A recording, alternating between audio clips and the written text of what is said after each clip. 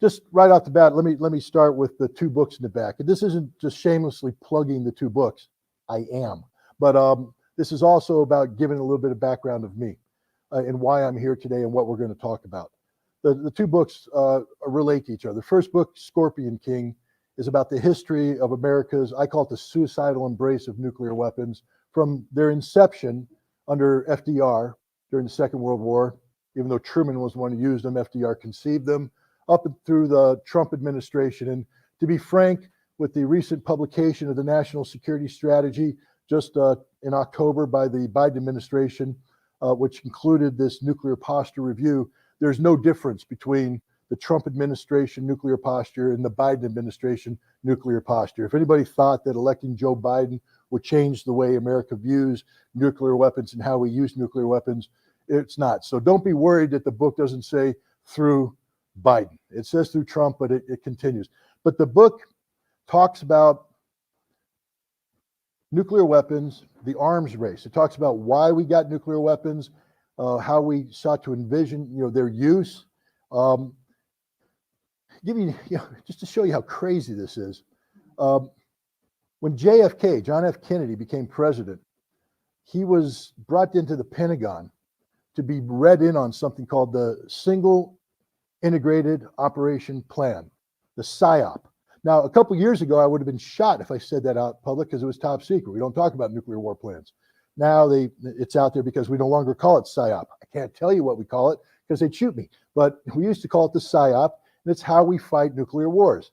And so Kennedy went down there, and the Pentagon proudly laid out the plan and said, this is it. If there's a nuclear conflict, this is the war plan. And Kennedy went, so basically we destroy the world. They said, yeah. He said, but that doesn't give me any options.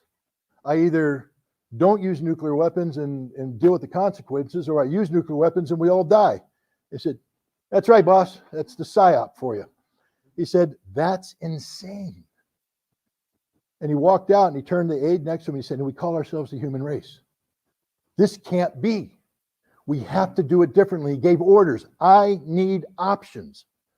And so they gave him options. When they briefed him on it the next time, he had 3 options. And he looked at it and he went, but if I use option A, we automatically transition to option B because option A isn't going to accomplish anything. That's right, boss. But you wanted options. But if I go to option B, I have to go to option C, which is general nuclear war. That's right, boss. But that's the one I told you I didn't want to do. That's nuclear war planning, boss. We go to nuclear war, we're going to use all our weapons. That's just the way it is. Every president that followed JFK had the same experience. Walking down to the Pentagon and getting briefed on America's nuclear war plans and walking out saying, that's insane. That's bat bleep crazy. We're not going to do that. And they kept telling the nuclear establishment to change the way we approach nuclear conflict. The nuclear establishment cannot change the way we approach nuclear conflict. That's just the reality of it. Nuclear weapons that we are addicted to result in one thing and one thing only. And it's the total annihilation of all mankind on the face of the earth. There's no such thing as limited nuclear war. You cannot contain nuclear conflict. Once a nuclear weapon is used against another nuclear power, they will use their nuclear weapons against us. It will lead to a retaliation until everybody on the planet is dead. Now, in the 1960s, we sort of began to realize that what we're doing is A, expensive, and B, pretty stupid. We're spending all this money to build these weapons that aren't defending us because if we use them, we die. And the Russians, the Soviets, then were doing the same thing. So they came up with this concept called arms control. How do we control this dragon, this beast that we've unleashed? And initially, what they had to do is just slow the pell-mell race to the abyss, because we were like a bunch of lemmings just going straight to the cliff. Nothing's going to stop us. We're heading that direction. One of the first things that they contemplated was what was happening, you see, is we'd build this missile. Then the Russians would build a missile to shoot it down. So we'd say, let's build a missile with more warheads. The Russians would build a lot more missiles to shoot it down. We'd say, let's build missiles with warheads and decoys. And they build missiles to shoot down. Meanwhile, they're building a missile And we say, well, we built one to shoot you down. They say, oh, yeah, really? Here's our missile with more warheads. Well, we've got more missiles over here to shoot them down. And it was this arms race going on. And both sides were just basically running out of money. And so they came up with this unique concept called, let's just be honest about what we're doing here, guys, mutually assured destruction. You see, we're just going to agree that if you use nukes, we all die, let's not use nukes. But we're still going to build them. But we're going to constrain the kinds we build because we're no longer to build anti-ballistic missile systems. We're not going to build the missiles that shoot them down. We're not going to play that game. We're not going to pretend that there's a defense. We have nuclear weapons. You have nuclear weapons. But we both acknowledge that if we use them, we all die. So we're not going to build these anti-ballistic missile sites to defend against them. And that slowed the arms race down. And then we came up with the concept of strategic arms limitation, not reduction, a limitation to slow the rate of increase so that it's not out of control. And so the SALT talks, that's right. And so we started the SALT talks in the early 70s, and they went through the entire decade of SALT, SALT 1, then SALT 2 in the late 70s. And the idea, again, was how to limit the growth of nuclear weapons. This was very successful. But in the midst of the SALT talks, something happened. Another weapons class came into being called the Intermediate Nuclear Force, INF. You see, because when you're in the military, everything has to have a classification. We can't just call it a rocket. Now, Marines we do because we're not sophisticated enough to understand the difference between a little rocket and well, we know that's a little rocket, that's a medium rocket, that's a big rocket. The Air Force guys are smarter. They say, no, that's a short-range rocket. This is an intermediate-range rocket, and that's a long-range rocket. The intermediate-range rocket goes from 500 miles to 5,500 miles. That's the range differentiation. And what's important about that is that's the rocket that, when deployed to Europe, it was very popular because the Russians used INF systems because they could put their weapons further back into Russia and still reach into European targets. And then we had some systems that could reach into Russian targets. And they were older systems, and they weren't as effective. They took a long time to fuel, a long time to get prepared. And the idea is if you even began to launch them, they'd detect them, then they'd blow them up. Well, the Russians went, well, we're not playing that game anymore. Let me introduce you to something called the SS-20. SS-20 is a road mobile missile, solid fuel, so it fires that quick. There's no fueling up, with 3 nuclear warheads on it. And they deployed it in the 1970s, and Europe and the United States went, whoa, wait a minute.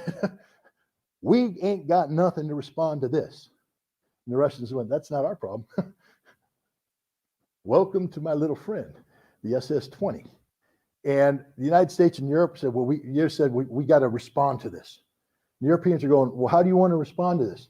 We want to put our own intermediate nuclear forces into Europe. The Europeans meant, so you're going to turn Europe into one big nuclear target. The United States said, yes, that's what we want to do. And the Europeans had this huge, anybody alive in the late 1970s, early 1980s will remember the anti-nuclear movement. It was massive. It brought down the German government. That's how big it was. The anti-nuclear protests were huge. But in the end, NATO and the United States won out, and we deployed 2 classes of nuclear weapons into Europe. The the Pershing II missile and the ground launch cruise missile. The Pershing II is interesting because it's a solid rocket system. Once fired from West Germany, could reach Moscow in 5 to 7 minutes. Why is that important? Well, see, before that, if we fired, say, a Minuteman missile from the United States to get to the Soviet territory, it would take about 35, 40 minutes.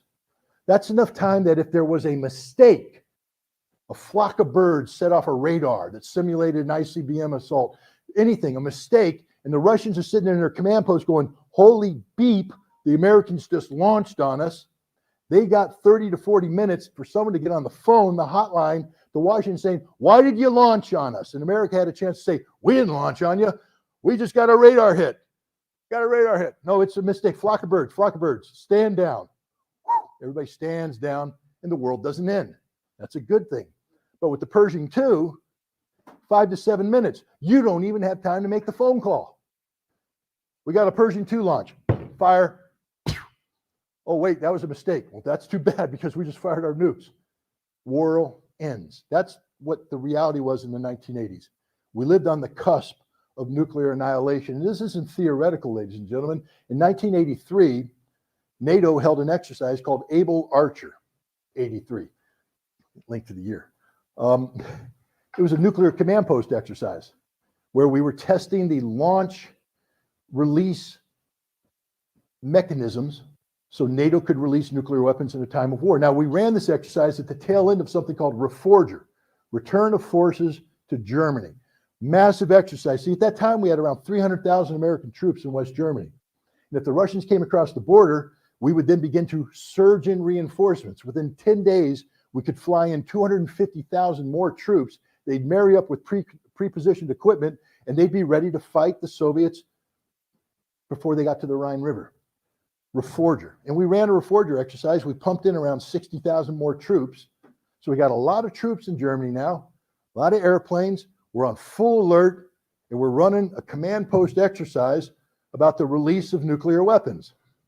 And the Soviets are going, this sounds like a preemptive nuclear strike. They got all their stuff there. They're ready to go. And if we're not careful, they're going to hit us with nuclear weapons. And then they're going to attack us. So the Soviets went on high alert. They put airplanes on strips with nuclear bombs underneath them, pilot in the cockpit, engine running, ready to launch on a moment's notice. That SS-20 missile force I talked about, high alert. The missiles are all out of their barracks in a combat deployment zone, ready to fire on a moment's notice. One mistake, ladies and gentlemen, and none of us would be here today. None of us would be here today. We were that close to everybody dying. Fortunately, no mistakes were made, and it stood down. But a couple months later, Ronald Reagan was being briefed by the CIA about this situation. They said, yeah, boss, back when we did that Able Archer 83 thing, man, apparently the Soviets thought we were going to attack them, and they all went on high alert. And Reagan went, what? What do you mean? The Soviets didn't think we're going to attack them. They couldn't be that stupid, could they? They said, yo, boss, they thought that we were going to attack them. And he said, that's insane. Smartest thing Ronald Reagan ever said. That's insane. But he didn't just say, he then acted on it. He said, we have to get rid of these weapons. Now we're talking about Ronald Wilson Reagan, the man who called the Soviet Union the evil empire, this ultra-conservative, communist-hating SOB is saying, this is insane. We got to get rid of these weapons. Had trouble because the Soviet counterparts that he was dealing with weren't inclined to be so benevolent. Brezhnev died after being in power for a number of decades, replaced by a guy named Andropov, who was a former KGB head, but he got cancer and died early on. So they instead put a guy named Chernenko, who could barely breathe. He was so old. He stayed a couple months and he died. And the question is, are they going to put another old dinosaur in place or somebody new? The answer was somebody new. Mikhail Gorbachev stood up in his 50s, young man, dynamic. And Gorbachev said, I'm going to be the leader. Not just the leader, I'm going to be the guy that changes things. We're not going to deal with the stagnation of the Brezhnev period. We're going to try and bring the Soviet Union out of the stagnation into a leading edge country. We're going to make meaningful changes, one of which is we have to reduce the amount of spending that we have on strategic nuclear forces. We need to embrace arms control to bring control over our defense spending. And here we got Ronald Reagan saying what? He wants to get rid of INF weapons? Let's talk to him about this. And they began a discussion, a dialogue. In the 1980s, things weren't that good. I look around here in the room, and I'm guessing a lot of you, like me, were alive as adults in the 1980s. So if I told you at that time that relations between the United States and Soviet Union were pretty bad, you'd know what I'm talking about.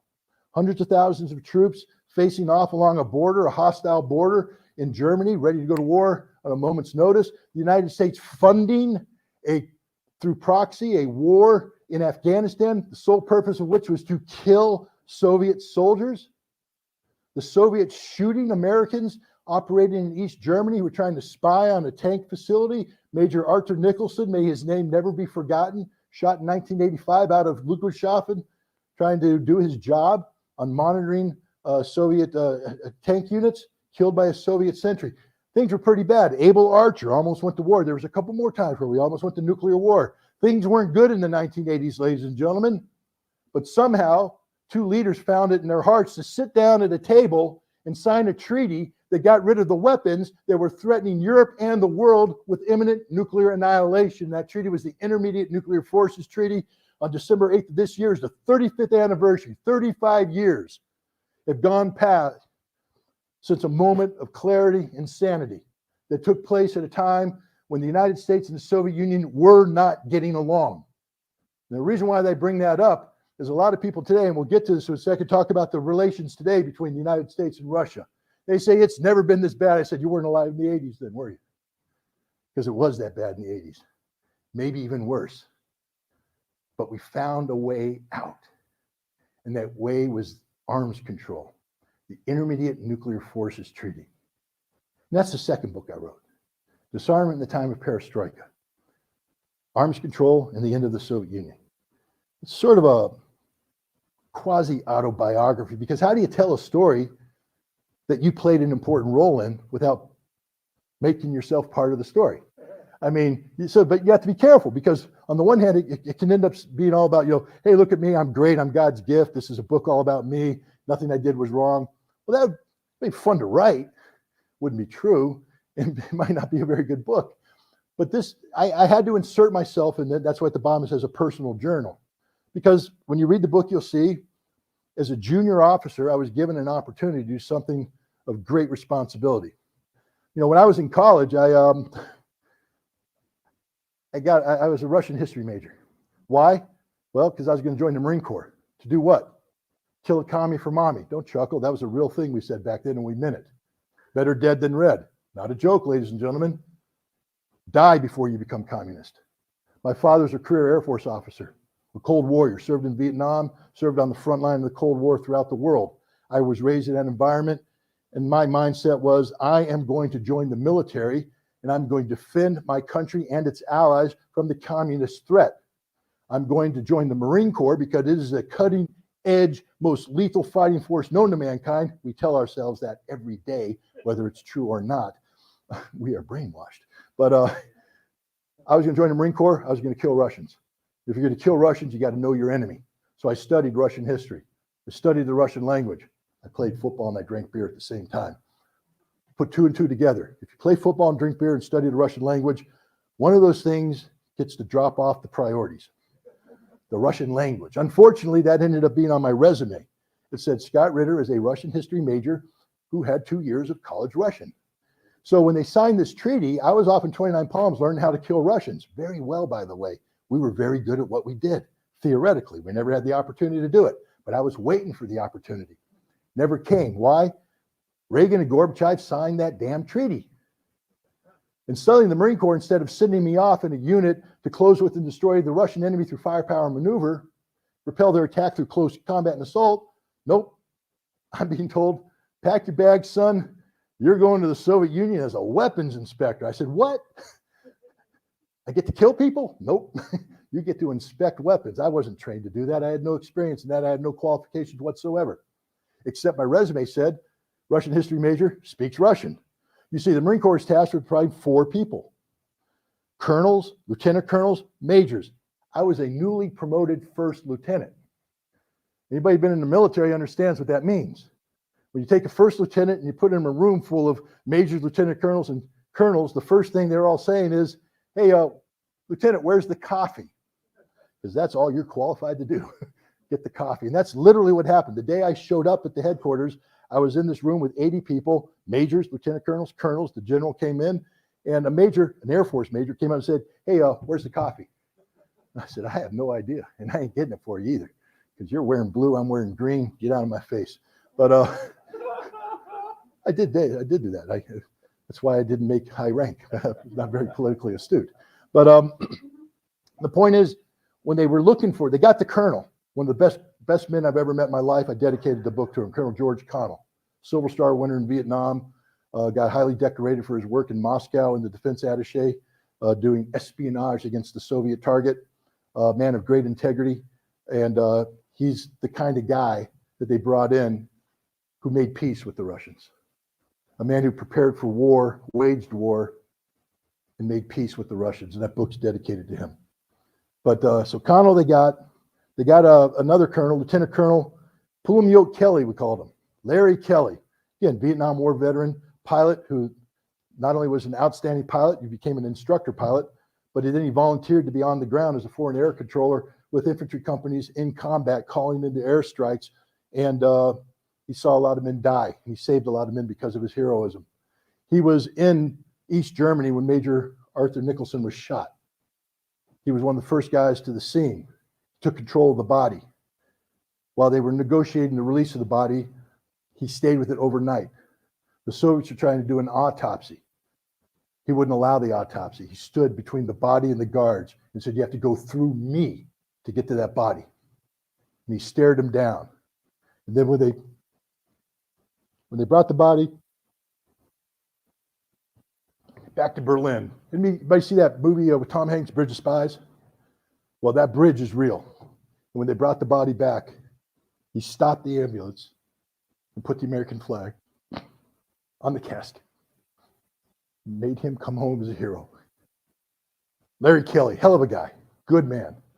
Then they ran out of Marines. They were like, "We need a major." We ain't got any majors. We need a captain. None. We got a lieutenant, Ritter. He speaks Russian, apparently. So they brought me in. I show up. They say, "Well, what are you here to do?" I say, "I don't know." "Well, you want to be an inspector?" "I guess so." "Okay, we're going to put you on our team." "All right." "Okay, go home, get cleaned up, come back tomorrow, we'll start." As I'm walking out the building, Larry Kelly shows up and locks me up. That's what lieutenant colonels do to lieutenants. "Lieutenant, sir." And he starts hitting me with Russian. They called him Pulamyote for a reason, because his Russian was fast and it was precise, and I didn't understand a single word of it. And he's, and I said, "I'm sorry, sir, could you repeat yourself slowly, please? Because I didn't understand you." He said, "You don't speak Russian worth a damn." I said, "Never claimed to." He said, "You're fired." Fired me on the spot. "You're fired. You're an embarrassment to the Marine Corps." These are direct quotes. "An embarrassment to the Marine Corps, an embarrassment to the uniform. Get out of here. We're going to send you back to the fleet. You're not doing this job. I don't know why they sent you here." And I said, "I don't know either. All I want to do is kill them. And now you want me to talk to them. And I can't because I don't speak the language. Never claimed to." Well, the way things work is, it takes time for you to get fired, apparently. And the Marine Corps leadership abhors a vacuum. Anybody who's been in the Marine Corps knows that. Marines will sit around, and if there's something to be done and no one's doing it, the Marines are going to go do it, because we just don't sit around and wait for it. And I ended up filling vacuums while I was being waited to transfer out. One of the vacuums I filled was to become the head of counterintelligence. The head of counterintelligence. That's a job that's supposed to be run by a senior FBI agent.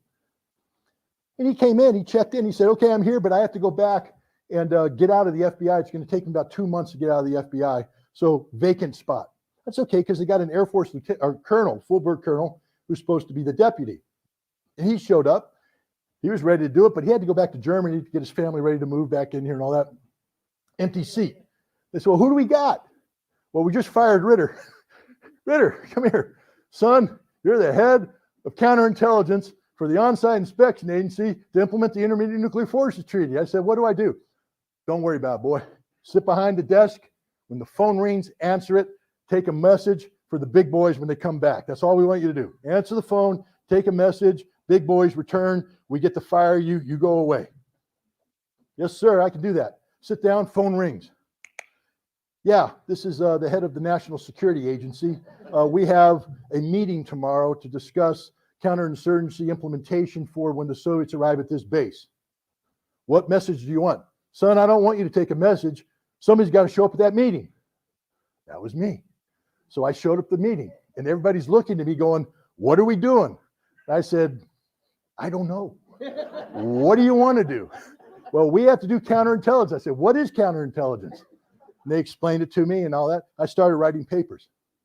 I wrote pretty good papers. I wrote the entire, what they call essential elements of information of counterintelligence. So when the Soviets come in, how do we prepare to receive them, what we're looking for. I built training programs of each of the factories in the United States so that when the Soviet inspectors showed up, there was a plan on how to receive them, how to implement the treaty. I'm a first lieutenant, doing all this stuff. And then they introduced me to this place called Vodkinsk.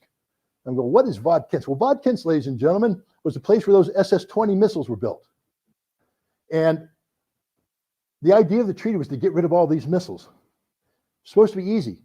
You declare them, we blow them up, that's it. The problem is about a month before the treaty was implemented, the Russians went, oh yeah, we forgot to tell you something about the SS-20. The first stage is the same as the SS-25 that's produced at the same factory. And we're like, well, wait a minute, if it's the same stage, how do we know that the SS-25s coming out aren't SS-20s disguised? See, arms control verification requires verification. And if you're producing a missile that has the same first stage, how do we verify that it's not a prohibited missile? And the solution was to put a monitoring system outside that factory. 30 Americans were going to live and work outside this factory full time, monitoring the production and using various technical means to determine whether or not the missile canister came out, had an SS-25 or an SS-20 in it. And I'm the counterintelligence guy going, wow, we got 30 Americans going to live outside of a missile factory in the middle of the Soviet Union.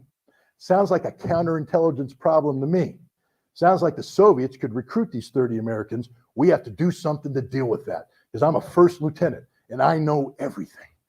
I know nothing. But you know that, anybody watch Game of Thrones? You know nothing, Jon Snow. Well, I'm literally Jon Snow, but they gave me a job to do and I'm going to do it. I ended up going up to the Deputy Secretary of Defense, briefing him on the problem.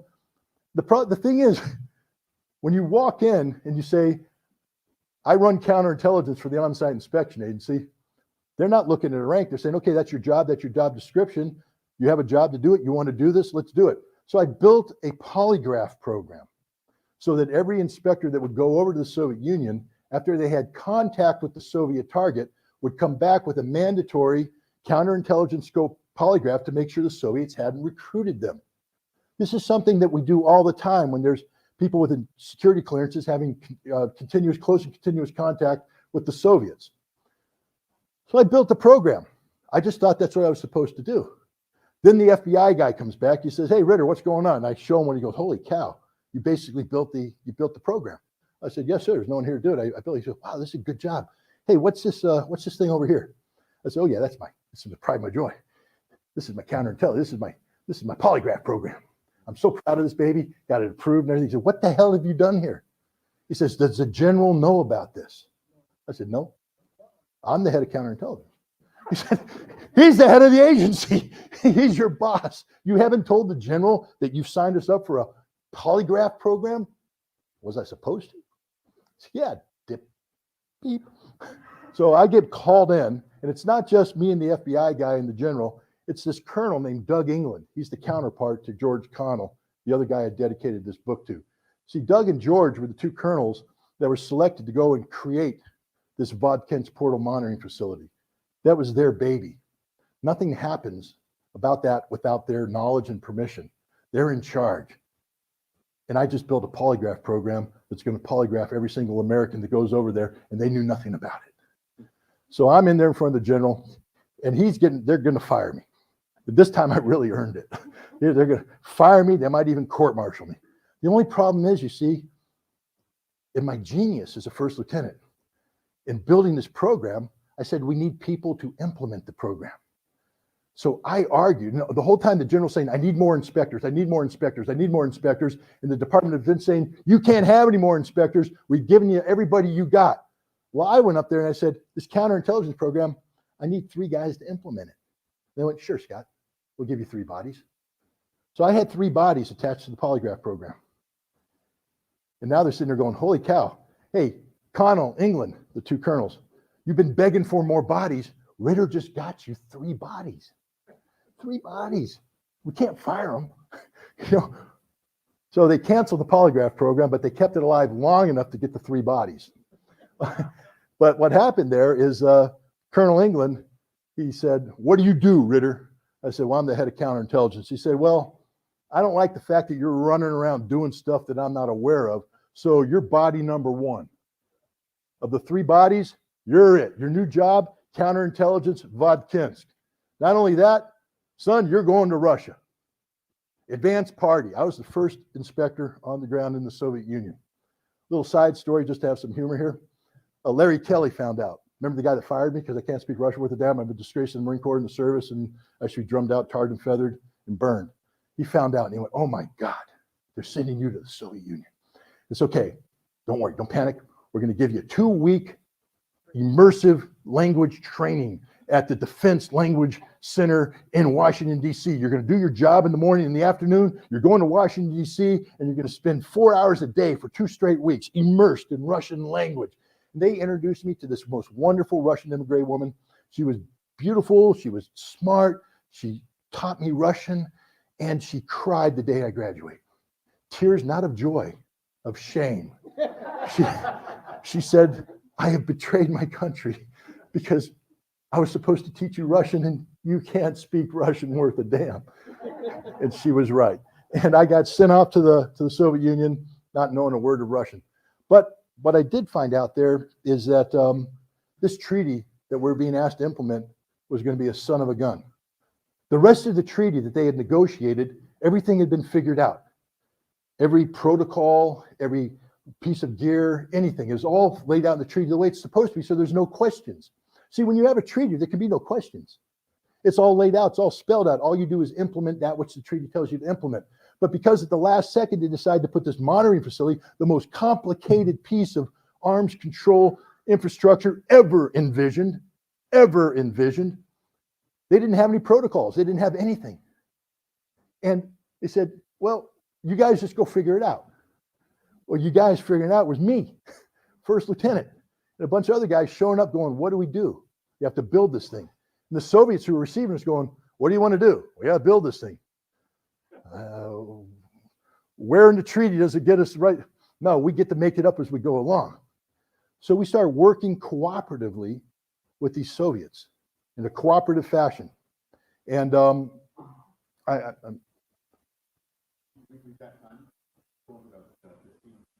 okay.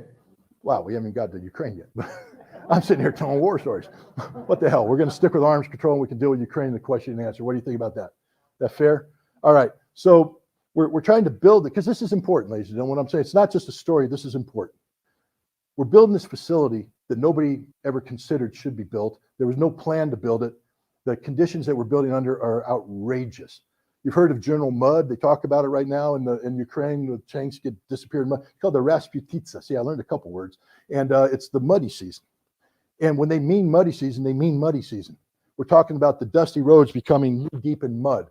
The mud is everywhere. You're tasting the mud because it's in your mouth. It shuts everything down. But fortunately, in that part of Russia, close to Siberia, the Rasputitsa only lasts a couple weeks because then it gets cold. And when I say cold, I know you guys are like, Michigan Scott, we know cold. You don't know cold. Cold is minus 50, minus 70 without a wind chill factor. Cold is when you bring a forklift off an airplane, it gets to go 10 meters before it freezes solid. So in order for us to move equipment from an airplane to a truck, we had to build warming tents and literally bring the forklift from one warming tent to the next warming tent to the next warming tent, put it on the truck, bring it back. And the guys that were doing this were from the U.S. Air Force Elite Arctic Weather Transportation Squadron. Son, we fly in Norway. We fly in the Arctic Circle. I said, you ain't flying in Russia. It's a different beast in Russia, and they agreed afterwards. They issued this thing called the Mickey Mouse boot. Anybody in the military knows it, the vapor barrier boot. Vapor barrier boot can keep your feet warm in up to degrees up to minus 20. When it's minus 50, your feet freeze. So the issue, they don't have any boots to deal with that. Well, the Russians do. They have something called the Valinki. It's a felt boot, simple felt. There's no high tech. It's felt this thick. You put it on, you take newspapers and you wrap it around and your feet are toasty warm.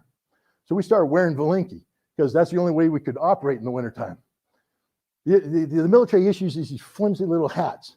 They don't work. Your ears freeze. So we go buy the nice Russian shapkas, fur hats, man, where our heads are toasty, our feet are toasty. Our coats don't work, so we go buy the Russian coats. Well, in December, we're going to take a team photograph outside the factory with the American flag. And we all get there and we hold the American flag up. And we're like, yeah, America. Take the picture, send it to the general. He goes, why the hell are the Soviets posing with an American flag? We said, well, no, we're Americans, but you don't give us equipment that works. So they had to learn how to give us new equipment. We were banned from wearing the Valinki and the hats and all that stuff. We had to wear special American equipment. It never kept us warm, by the way. But what it did do is we created this bond with the Soviets. One of the best moments of my inspection experience took place on Christmas or on New Year's Eve on December 31st, 1989, or 88, I'm sorry. There's a guy I was working with, Yegor Yefremov, and he was a guy who used to build missiles that were aimed at America. And now his job is to work with us to get rid of the missiles that he built that were aimed at America. It's a tough thing because they're going through this very difficult program, Perestroika, the demilitarization of their industry, et cetera. They're running out of money. Things are tight. But on New Year's Eve, he invited me and a couple other Americans to his home. And it was one of the most eye-opening experiences. Because remember, when I said I was training to kill Russians, I meant it. It's not a joke, ladies and gentlemen. War isn't a joke. And what we were training to do isn't a joke.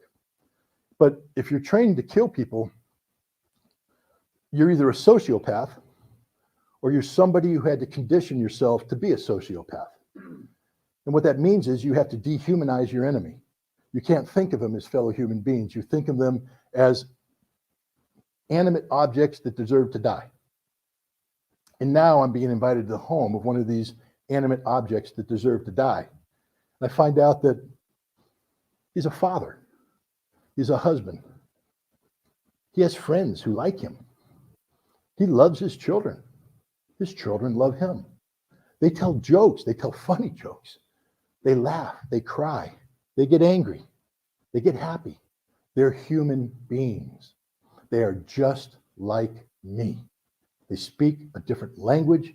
They have a little bit of a different cultural background. But at the end of the day, they are fellow human beings who are on a journey to trying to make the world safer. And they're working with me and other Americans to get it done, regardless of the political difficulties our two governments might have. The treaty was the unifying experience. Buy the book if you want to know how difficult this was. It was very difficult. It was also very entertaining. Anybody who's been involved in close-knit groups in very tense situations understands that humor becomes a bedrock moment. I'll give you one example. Okay, I'll use an example, but I'll guard my language.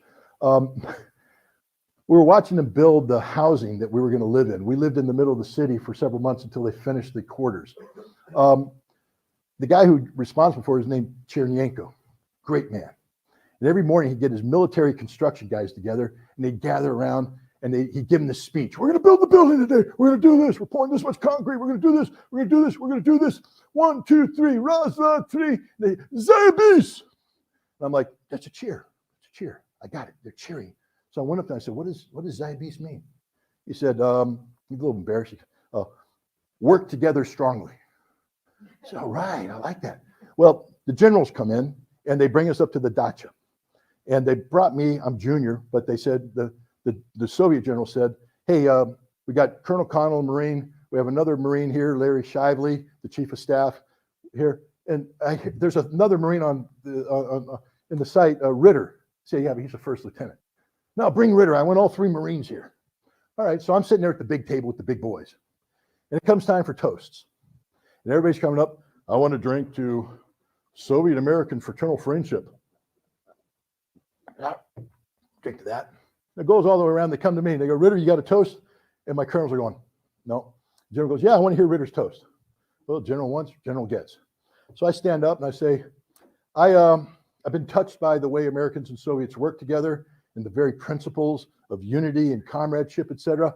So I want to give a toast based upon a cheer that I hear every morning. I point to Chernyenko. And he's like, every morning, Colonel Chernyenko gets his troops together and he says this, and Chernyenko's face is like, he's waving me off. And I'm like, I don't understand. So I said, so, Journal, to you, Zayabis. Silence.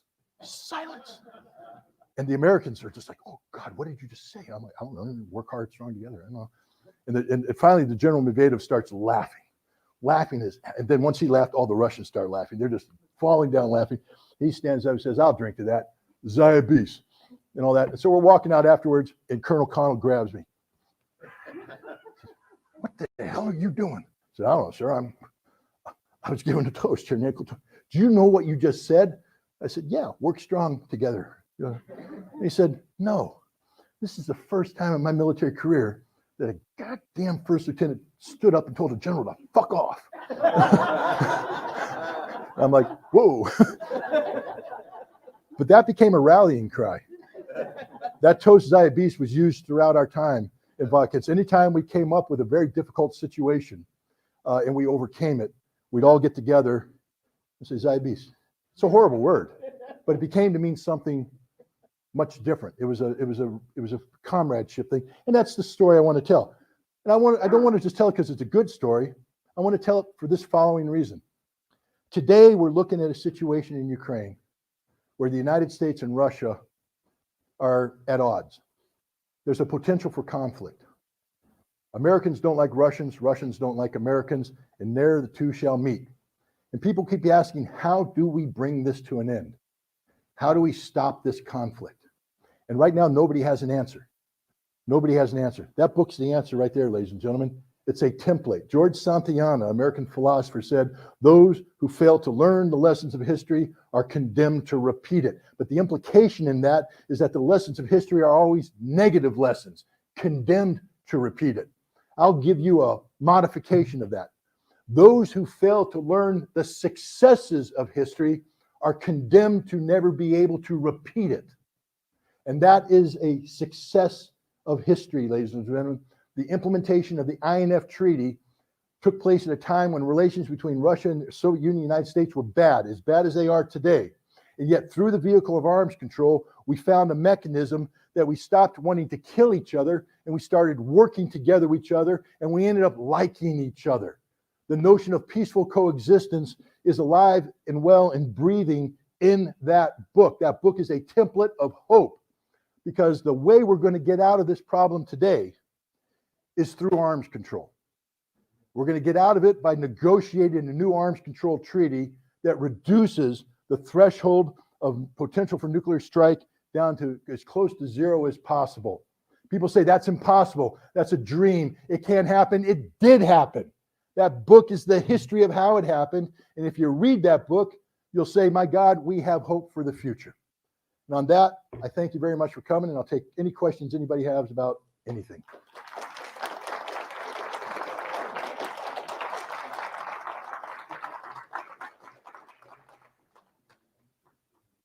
I warned you about the sugar, guys. Thank you. If you'd like to raise your hand, I'll bring the mic over. And just to let everyone know, as the questions start to come out, more and more questions come out, we want to be mindful of time. If you can please keep your questions short and limited. What we hope we can do, we still have enough time to. Yeah, I'm not sure how much time exactly it will take to get the question out. But again, please be respectful with your questions. There will also be time, I think, to discuss and mingle afterwards. So we'll keep things moving along here. But yes, we'll start with the first question here. Okay, so my question is, I read a report that because so much money and weapons are being pumped into Ukraine, that is causing NATO's stockpile to lessen, and they're having a hard time, rearming NATO and the NATO countries. What does that development mean to the arms race? Is that good that they have less weapons, or what do you think the consequences are going to be with regards to that? Well, normally when we speak about arms race, we're talking about nuclear arms race. We don't necessarily talk about the conventional arms race, although there is an aspect to it. We need to understand a couple things. One, when the Cold War ended, the United States stopped thinking in terms of large-scale ground combat in Europe. We went from 300,000 troops to within 10 years having 60,000 troops. We went from having tens of thousands of tanks to somewhere in the mid-2000s having 0 tanks. We also got involved in fighting in Afghanistan and Iraq. And our mindset, our focus there was on low-intensity conflict, counterinsurgency warfare, not large-scale ground combat in Europe. So we stopped building and training and preparing for war in Europe, and we did so in Afghanistan and Iraq. Now, as difficult as that fighting was, let me tell you a couple things. We don't use that much artillery. We fire a couple rounds, that's it. The reason why I'm bringing up artillery, because this is a major component of the kind of aid that we're providing to Ukrainians today. HIMARS, the high mobility artillery rocket system, the M777 155 millimeter artillery system, Then NATO is providing M109s, American designed howitzers, various configurations, 155 millimeter howitzers there, and other systems that use the 155 millimeter shell. I keep bringing up that 155 millimeter shell because it's very important. In the Gulf War, Desert Storm, the war I fought in, the United States fired 60,000 artillery rounds for the entire conflict, and that was a lot. The Russians, ladies and gentlemen, in this current conflict are firing 60,000 rounds a day. A day. Ukraine is able at its max to get around 20,000 rounds out a day. The United States, because of the reconfiguration of our military and post-Cold War environment, have a ability, we have production lines that produce around 250,000 155 millimeter shells a year. That's 250,000, give or take, whatever. Now, I'm just a Marine. The math isn't too good, but 250,000 divided by 20 gives you roughly 10 days, 10.5 days of combat. And then it's over. You don't have any ammunition. Now, so we sent them these M777s, the howitzers. We send them other NATO howitzers, and we start sending them ammunition. And the Ukrainians are saying, thank you very much. Boom, boom, boom, more ammo. Okay, give more ammo. Boom, boom, boom, more ammo. Hey, sir, just a second. We're getting into our reserve stocks, war reserve stocks. We don't got any more ammo to give. If we give it to them, we won't be able to fight. Right now, we've given so much ammunition to Ukrainians, which they've expended, by the way. There ain't nothing left. We don't have any ammunition left to give them. The British, if they went to war today, will run out of ammunition in 2 days. If the United States goes to war today, we'll run out of ammunition between 10 and 14 days. That's how bad this has come. So what are the implications? One, we've got the Ukrainians addicted to a weapon system we can't support. We got them hooked on heroin, and now there's no heroin left to give them. Two, we don't have any heroin left to our own addictions. We don't have enough. This goes across the board. We are out of systems to give the Ukrainians. The burn rate, the destruction rate on the ground in combat, what's going on in Ukraine today is so high that virtually everything we've provided has been destroyed. And one last thing on that. When I say destroyed equipment, that attaches to it dead people. Let's never forget we're talking about war here. It's not academic. Hundreds of thousands of people have lost their lives, Ukrainian and Russian. Primarily military, but civilian as well. And this war is going to continue, and hundreds of thousands more people are going to lose their lives. So when we think about what we're doing, understand we're feeding a cycle of violence whose output is dead bodies and destroyed equipment. And we have to ask ourselves, to what end? And if we're feeding them stuff that we can't sustain, it means we're not going to win. Ukraine is not going to win this war. They cannot win this war. They don't have the ability to win this war. We can't sustain the conflict with what we're providing. They've burned through all their Soviet-era stuff. They're talking about putting up new production lines right now in the former Soviet republics. That's going to take a year, year and a half to do.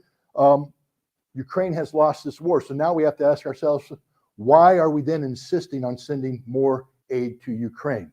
And we know the answer. No. Well, yeah, money, but the answer is, according to Lindsey Graham, esteemed Republican senator from the state of South Carolina, to fight to the last Ukrainian. And if that's your goal and objective, then shame on you, because that means you're willing to sacrifice the very people you claim you're doing this on behalf of. That's my answer.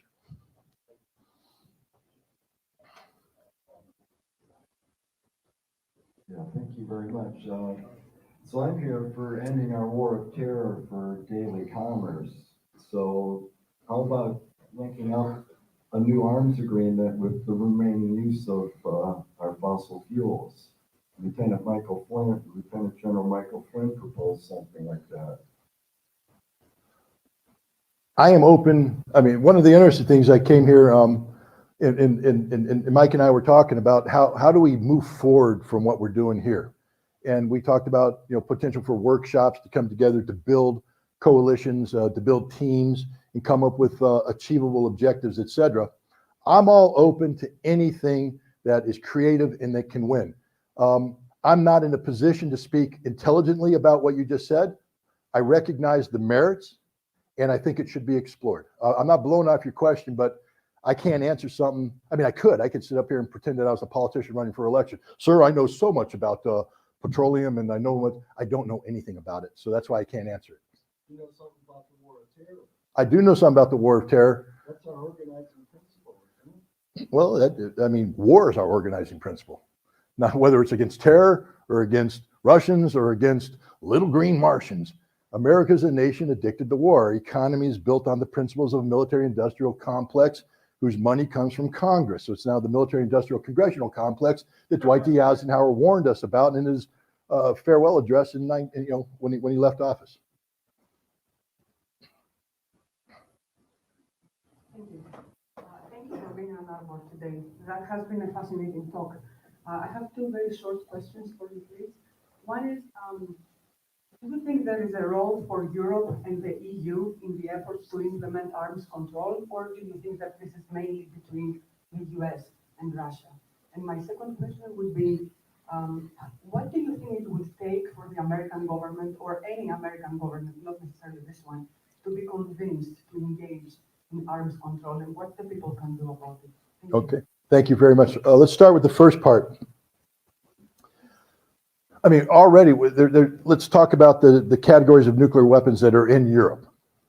Okay, you have the French nuclear deterrence, you have the British nuclear submarine force, and then you have a whole bunch of B-61 nuclear bombs that are American, but we've designated them for use by NATO in combat. So nations that aren't necessarily nuclear powers, like Germany, the Netherlands, etc., have aircraft that have been designated as dual-use aircraft. They are the pilots in the aircraft are certified to deliver nuclear weapons. So in a time of conflict, these American nuclear bombs will be loaded on these European aircraft, and they'll be used to drop nuclear weapons on the Russians.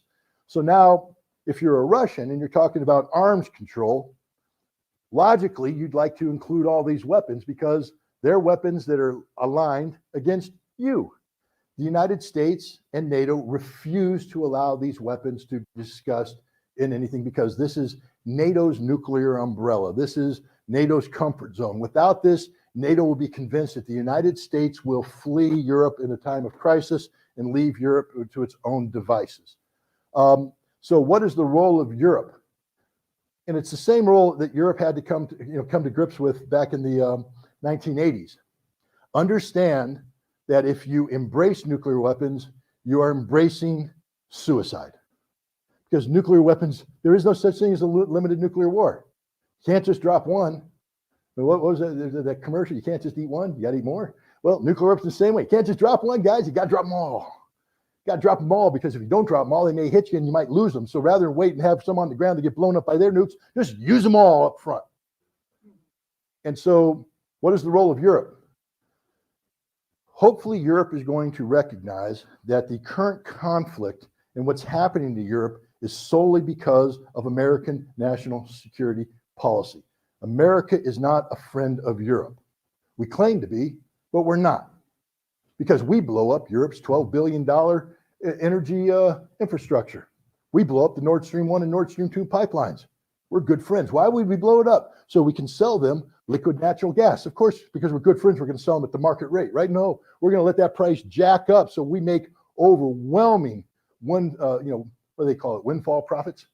And so we're destroying the European economy, but that's okay. We'll subsidize it so they can keep their jobs at home. No, 1 in 4 German jobs are going to come to the United States next year because they can't afford to do business in Germany because of American policy, not Russian policy. We're good friends. Europe has to wake up to recognize that we're not their friend, that Europe, this nuclear umbrella, is a trap. It traps Europe into a system of NATO dependency, recognizing that NATO is nothing more than an arm of the American national security and foreign policy team, establishment. So Europe's going to have to free itself of the American addiction. Now, the second question dealt with arms control and how do we get the, what was it? Well, the American government is convinced about engaging. But here we go. On November 29th, the United States and Russia were supposed to meet in Cairo, Egypt, to discuss the Strategic Arms Reduction Treaty. See, it's sort of stymied right now. Why? Because those dirty Russians cheat. Nope, that's not why. It's because the Americans have sanctioned Russia to the extent that Russian inspectors cannot fly to the United States.